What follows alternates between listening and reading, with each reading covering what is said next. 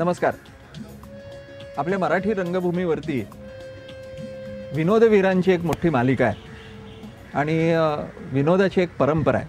ही परंपरा दिनकर ढेरे कामण्णापासून सुरू होते, शरद तळवलकरांच्याकडे वळते, त्याच्यानंतर अशोक सराफांच्याकडे येते, दामू केकरेसारख्या एका लाईट कॉमेडीमध्ये असलेल्या दिग्दर्शकाकडे जाते, दिलीप प्रभाकरांच्याकडे पुन्हा एक थोडंसं वेगळं वळण घेते. पण विनोद सम्राट, विनोदवीर ही बिरुदावली फार थोड्या लोकांना लागलेली आहे. त्याच्यामध्ये राजा गोसावी हे नाव, ज्यांच्या मागे ही सगळी बिरुदावली होती. आणि राजा गोसावींच्या नंतर खऱ्या अर्थानं आजच्या पिढीला जर का तुम्ही विचारलं की विनोदवीर, आजचा विनोद सम्राट कोण, तर हे एकच नाव या पिढीला माहिती आहे आणि ते म्हणजे भरत जाधव यांचं. तर आमच्या सुदैवानं आज या कार्यक्रमामध्ये भरत जाधव आपल्याकडे आहेत. तर प्रुडंट मीडियाच्या वतीनं मी तुमचं स्वागत करतो मनापासून.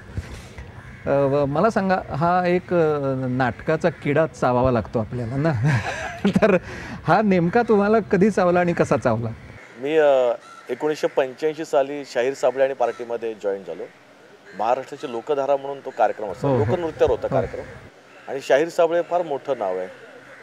आणि मग तिथे आम्ही लोकनृत्य करता करता मग काही शाहिरांची प्रहसन आम्ही करत होतो ग्रुपमध्ये.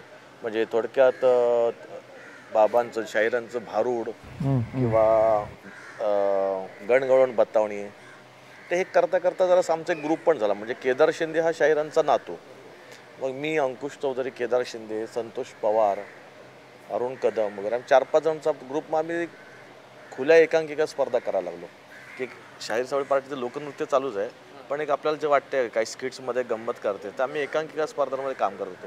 आणि एकांकिका स्पर्धा करता करता असं जाणवलं की खुल्या एकांकिकांपेक्षा इंटरकॉलेजिएट एकांकिकांना जास्त महत्त्व आहे. जे चांगला प्रेक्षक वर्ग असतो आणि परीक्षक चांगले असतात. आणि तेव्हा तर सगळे निर्मातेच बसायचे नाटकाला. मग अशा पद्धतीने मी इंटरकॉलेजिएटला जॉईन झालो आणि मग त्यातली गाजलेली एकांकिका ती म्हणजे ऑल द बेस्ट. पण हे 1985 नंतरचं झालं. पण मुळात एक म्हणजे आपल्या घरामध्ये एक नाटकाचं वातावरण असावं लागतं, शाळेमध्ये वातावरण असावं लागतं, आवड असावी लागते, ज्याच्यासाठी नाटकं बघावी लागतात. तर ही परिस्थिती तुमची कशी? नाही, नव्हतं. आमच्या घरात कोणीच नव्हतं. फक्त मी जिथे राहत होतो ती जागा म्हणाल तर व्ही शांतारामची जागा होती, शांताराम बापूंची, जिथे राजकमल स्टुडिओ होता. हा एकमेव माझ्यामध्ये तो काय आधार असेल या बाकीच्या गोष्टीला. पण माझे वडील मूळचे मुंबईतले टॅक्सी ड्रायव्हर, त्यामुळे आमच्या घरातलं तसं कोण नाटकात वगैरे किंवा आधी काही कोण नव्हतं. साबळे पार्टीत पण जॉईन व्हायचं कारण होतं की कुठेतरी टवाळके करण्यापेक्षा आमच्या वडील म्हणाले की तिथे आहेस ना, बरं आहे. शाहीर साबळेंवर आमच्या वडिलांचा असा विश्वास की चांगल्या ठिकाणी गेलाय मुलगा माझा, कुठे वाह्यात जाण्यापेक्षा एका चांगल्या ग्रुपला जॉईन झालंय, चांगली फॅमिलीला जॉईन झालंय. आणि नंतर मग तिथे गेल्यानंतर मग त्यांच्या काही गोष्टीमध्ये जसं तुम्ही म्हणता की किडा, तो किडा खरंच त्यांच्याकडे त्या ग्रुपमध्ये काम करता करता कळत होतं की अरे बापरे, त्यांचंही मोठं स्ट्रगल आहे. शाहीर साबळे पसरणीसारख्या गावातून जेव्हा एक महाराष्ट्र शाहीर बनतात, तो एक स्ट्रगल वाखाणण्यासारखा आदर्श आपल्याला त्या स्ट्रगलचा पण. आणि मग त्यांच्याकडे गोष्टी काय, त्यांच्या ग्रुपमधून बरेच मोठमोठे कलाकार झाले आहेत. म्हणजे अगदी लक्ष्मीकांत बेर्डे, प्रशांत दामले घ्या, सगळे त्या शाहिरांकडनं कामं करत मोठे झाले. त्यामुळे खऱ्या अर्थाने तिथे किडा सुरू झाला असं मी म्हणेन तिथे. पण आता लोककला किंवा साबळेंचा साबळे पार्टी, शाहीर साबळे आणि पार्टी हा एक वेगळा प्रकार होता. आणि तुम्ही ज्याचा उल्लेख केलात ऑल द बेस्ट, हा म्हणजे ज्याला असं व्यावसायिक बंदिस्त नाटक हा प्रकार होता. तर एकदम अशा खुल्या प्रकारामधून ह्या बंदिस्त प्रकारामध्ये येणं हे तसं काम सोपं नाही. ते कसं काय जमवलं? एक तर खुल्या प्रकारात तो फ्रीलान्स पण असतो ना रंगमंचावरचा, लोककलेचा एक वेगळा तो बाज वेगळा आहे. बरोबर. आणि नाटकात जसं तुम्ही बंदिस्त त्याचा बाज वेगळा आहे. अगदी भाषेपासूनच सगळं गोंधळ आहे. म्हणजे एक लोकनाट्य लोककलेतल्या भाषेला एक लोकनाट्याचा एक बाज असतो, गावरान भाषेचा एक बाज असतो. ज्या नाटकात आपण येतो बंदिस्तपणे, जेव्हा बॉक्स सेटमध्ये येतो तेव्हा नक्कीच तुम्हाला तिथे घर बीर सगळं वस्तू दिसतात. लोककलेत आपण जेव्हा लोकनाट्यावर करतो किंवा फ्रीलान्स पण काम करतो, तेव्हा आपण इमॅजिन करतो की इथे झाड आहे किंवा इथे हे आहे, तिथे आहे. एक राऊंड मारला की आपण समजतो की आपण दुसऱ्या गावात आलोय. तसं इथे नाही. बॉक्स ऑफिसचा एक बॉक्स सेटचा तो एक महत्त्वाचा भाग असतो. पण जसं ऑल द बेस्ट जसं म्हणतात केलं ते, त्याला प्लस पॉईंट मला असं होतं की ते कॅरेक्टर्स चांगले होते. आंधळा मुका बहिरा, आणि त्यात माझा मुक्याचा रोल होता. आणि आंधळा मुका बहिरा एका मुलीच्या प्रेमात पडतात आणि त्या तिघांनाही आपापल्यापासून लपवायचं आहे की मी आंधळा आहे किंवा मी मुका किंवा मी बहिरे सांगायचं. त्या गोष्टीतच गंमत होती. बरोबर.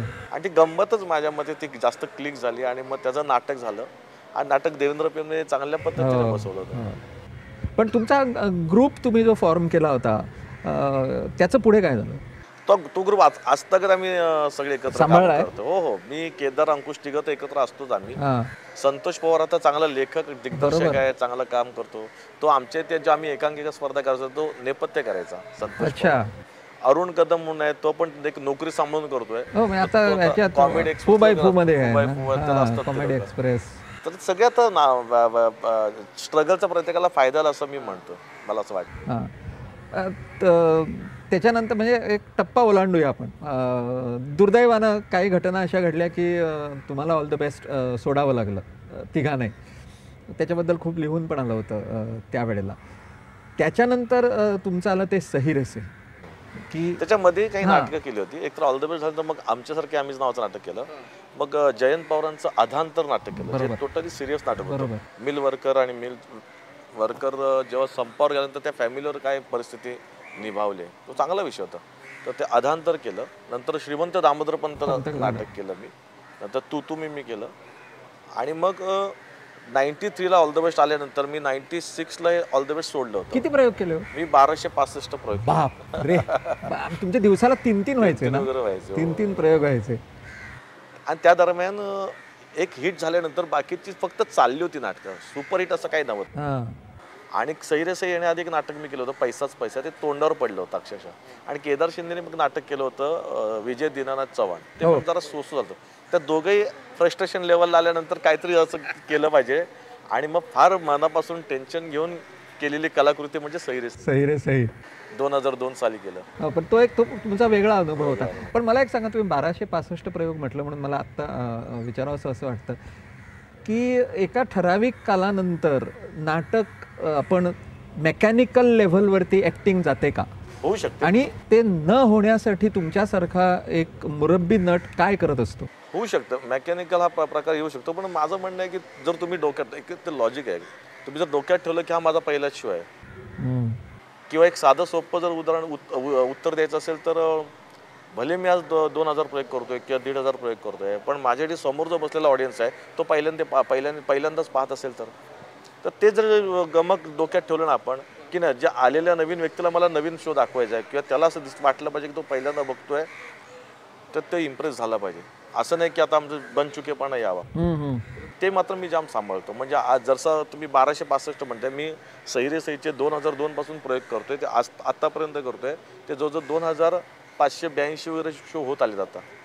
पण मी माझ्या त्या नाटकाचा वेग बिलकुल कमी करत नाही. नाटकाचा जो लाईव्ह जिवंतपणा आहे त्याला कुठे धक्का देत नाही. कुठे तुम्ही आम्हाला कित्येक लोक भेटतात, अरे आम्ही 10 वर्षापूर्वी 8 वर्षापूर्वी नाटक पाहिलं, तसंच आहे. तर त्याला कारण ते की शेवटी नाटक आहे, मेकॅनिकलपणा येऊ शकतो, नाही असं नाही. शेवटी आपणही मनुष्य प्राणी की आपल्याला त्या एकदा ती सवय झाली की त्या सवयीत अडकल्याचं वाटतं. पण ते आपण आपल्यावर आहे, आपण टाळू शकतो. तुमच्या तिसऱ्या बेलनंतर तुम्हाला वाटलं पाहिजे की नाही, मला माझा प्रयोग आणि आलेला ऑडियन्स हा पहिल्यांदा पाहतोय. जर डोक्यात ठेवतो, मला असं वाटत नाही की तो बनचुकेपणा आहे. वा वा वा. बरं, दुसरं मला सांगा की स्वतःच्या नावावर ऑडियन्सला खेचून प्रयोग हाऊसफुल करणारी फार थोडी मंडळी मराठी रंगभूमीच्या इतिहासामध्ये होऊन गेली. त्याच्यातलं तुमचं नाव एक आहे, आपल्याला मान्य करावं लागेल. पण तुमच्या सभोवतालची मंडळी बदलत असतात. म्हणजे तुमच्याबरोबर 2200 प्रयोग पहिल्या टीमनं केलेले नाहीत. मग ह्या बदललेल्या ग्रुपबरोबर तुम्ही कसं काय ॲडजस्ट करता? थोडक्यात तालमी करावंच लागतं, त्याला इलाज नाही. ते नवीन लोकांच्या बरोबर सुद्धा तुम्ही तालमी करता? नवीन लोक येतात, त्यांचा प्लस पॉईंट असतो की ते निदान ते प्रयोग पाहत तरी असतात. पाहून रिप्लेसमेंट म्हणतात त्याला, पण तो पाहून उभे राहतात वगैरे. पण मी तालमीचा नट आहे. मी माझा विषय असतो किती नवीन जर आर्टिस्ट बदलला तरी मी निदान जाऊन त्याचे 1-2 दिवस रिहर्सल स्वतः करून घेतो माझ्या पद्धतीने, की जे ज्या पद्धत, असं नाही की तसंच काम करा असं मी कधी समोरच्या आर्टिस्टला कधीच सांगत नाही. त्याचं एक लॉजिक, त्याचं एक पॉईंट ऑफ व्ह्यू वेगळा असतो ना त्या गोष्टीकडे बघण्याचा. त्याला कधी चांगल्या गोष्टी त्यात सुचत पण असतील तर त्याला आपण ब्रेक करणं चुकीचं आहे. पण असंही होता कामा नये की तो त्याच्या पॉईंट ऑफ व्ह्यू जर एखादी गोष्ट करत असेल जे नाटकाला घातक असेल तर मात्र तोंड उघडून सांगणं व नाटक सांभाळून काही कर. आणि जे काय जो वेग आहे जो वेग आहे नाटकाचा तो मात्र सांभाळायला हवा. पण असं माझंच नाही, बऱ्याच लोकांच्या बाबतीत होतं की जेव्हा रिप्लेसमेंट जेव्हा येते, एक मात्र मी प्रामुख्याने सांगू शकतो की जिथे रिप्लेसमेंट येते तिथे नाटक जरा हलतं. अच्छा. कारण तालमीतलं नाटक वेगळं असतं आणि रिप्लेसमेंट आल्यानंतरचे त्या तालमी असतात ना, त्यात फरक असतो. अच्छा, त्यामुळे अच्छा, अच्छा. रिप्लेसमेंट ही शक्यतो होऊ नये अशा मताचा मी आहे. झाली तर मात्र त्याची काळजी घेऊन ती तालीम करणं ह्याही मताचा मी आहे. बरं, मग दुसरं मला सांगा, सही रे सहीचे तुम्ही इतके प्रयोग केले की नाही म्हटलं तरी तुमच्यावरती ताण आला होता. थोडे दिवस प्रयोग बंद ठेवावे लागले होते. तर किती ताणावं एका माणसानं, म्हणजे तुमचे दौरे, एक मी सुरुवातीला समजू शकतो की सुरुवातीला आपण हे सगळं सुस्थिर होण्यासाठी करतो, हां, पण त्याच्यानंतर एका नटानं किती ताणावं स्वतःला.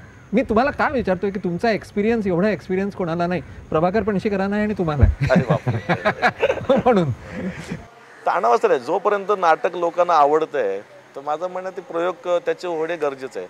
जेव्हा तुम्हाला तसं तुम्हाला की तिकीट बारी जेव्हा उघडते, तर जर तो मी ऑडियन्सचा तो वेग पाहतो येण्याचा, की किती कशा पद्धतीने लोक आपले तिकीट बुक करतायत. पहिल्या दिवशी करतायत का, दुसऱ्या दिवशी करतायत का, करंटला करतायत. जेव्हा करंटला करतात म्हणजे ठीक आहे, त्यांना तात्पुरते नाटक पण एन्जॉय करून जायचं आहे. पहिल्या दिवशी दुसऱ्या दिवशी बुकिंग करतात तर नाही, त्यांना तो नाटक पाहायचंच आहे कुठल्या आणि जवळून पाहायचं. तर अशी लोक जेव्हा अजूनही तुमच्या तिकीट बारीवर येत असतात ना, तेव्हा मात्र असं वाटतं की नाही नाही, जे प्रयोग व्हायला हवेत. जास्त मोठा गॅप ठेवणं चुकीचं आहे. आणि सही रे सहीच्या बाबतीत तेच होत आले. आम्ही जसं बुकिंग करतो पहिल्या दुसऱ्या दिवसात आम्हाला, मी नेहमी फोनाफोनी करून विचारतो की आज इथे बुकिंग काय झालं, उद्या. मला तो ग्राफ कळत असतो. तो ग्राफचा विचार करणं, मेन ॲक्टरने करणं, मला असं वाटतं की या व्यवसायात नाही पडू नये, पण जेव्हा त्या ग्राफचा विचार करतो जेव्हा, तर आपल्याला कळतं की आपण याला किती तारखा द्यायला हव्यात या प्रयोगाला आणि लोकांची पसंती काय आहे अजूनही. आणि अजूनही लोकांना आवडते नाटक, तर नाही मग ते प्रयोग व्हायला हवेत. भले महिन्यातून 7-8 प्रयोग करेन मी त्याचे, पण ते करतोच मी. पण तुम्ही 7-8 प्रयोग एकाचे नाही. म्हणजे मला असं वाटतं की मी सिनेमाकडे येतो थोडक्यासाठी, की सिनेमामध्ये जे मराठी रंगभूमीवरचे कलाकार गेले त्यातल्यापैकी बऱ्याच कलाकारांनी रंगभूमीकडे जवळजवळ पाठ फिरवली. ते म्हणतात तोंडानं की आम्ही करणार म्हणून, पण सिनेमाच्या शूटिंगसाठी जितका वेळ तुम्ही देता तितकाच जवळजवळ वेळ रंगभूमीला, नाटकासाठी तुम्ही देता. हे अतिशय महत्त्वाचं. द्यायलाच पाहिजे. जिथून आलंय तिथे. आणि मी ॲक्च्युली माझा स्वार्थ हा आहे की मला समाधान नाटकात आहे. मी व्हेरी फ्रँकली सांगतो, पिक्चर हे करतो हा व्यवसाय समजू आपण. हो, बरोबर. पण मानसिक समाधान जे आहे हे नाटकात आहे. निदान ते रिचार्ज व्हावी बॉडी, त्यासाठी प्रयोग करावेत. रिचार्ज करू शकतो. शेवटी तो प्रयोग असतो. सिनेमा नाटकाचा प्रयोग असतो. तो प्रयोग तुम्ही नेहमी डेव्हलप होत असतो. बरोबर. ती एकदा ते स्वतःला खुंटलं ना की नाही, त्यातच त्या साच्यात अडकून ठेवलं ना फिल्मच्या ह्याच्यात, मग नंतर परत नाटकात उभं राहताना मग त्यांना भारी पडतं ते. तर माझं असं म्हणणं की नाही की ते कंटिन्युटी ठेवून नाटकाला धरून बाकीचे पिक्चर्स करू, पण नाटकाला सोडणं चुकीचं आहे. आणि तुम्ही असं मेंटली रिलीफ पण आहे मला नाटकात, जे सिनेमात नाही. अच्छा. नाही, मग मी सिनेमाकडे येतच नाही. मी आणखीन एक तुम्हाला प्रश्न विचार, की मी परवा बातमी वाचली की तुम्ही एका म्हणजे मुलाकडे जाऊन, मुलीला तिच्याकडे जाऊन तिची तुम्ही काळजी, म्हणजे तिची चौकशी केली तुम्ही की ती आजारी मुलगी होती. तर ही सामिलकी जी आहे ना, सामाजिक बांधिलकी जी आहे ना, ही कशी काय आली? म्हणजे एक रेअरली दिसते म्हणून विचारतो मी. फार गरीब घरातून आलोय, त्यामुळे माझं असं म्हणणं आहे की असं नाही की कोणाला मुद्दा कोणाच्या घरी जातो वगैरे. पण ते काय झालं मला थोडक्यात सांगा ना. तिचं नाव मोनिका मोरे. ती कुर्ला स्टेशनची ती पडली. हां, तिचे हात गेले. ट्रेन गेली आणि हात गेले. बरोबर.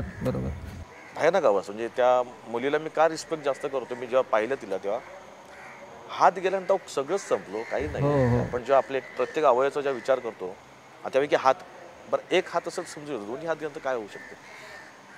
पण तिच्या डोळ्यात तशी ताकद होती, पॉझिटिव्हिटी होती की नाही मी काही अजून काही करू शकते. असं नाही की आता लोक सिंपती गोळा करणाऱ्यावर भरपूर भेटतात.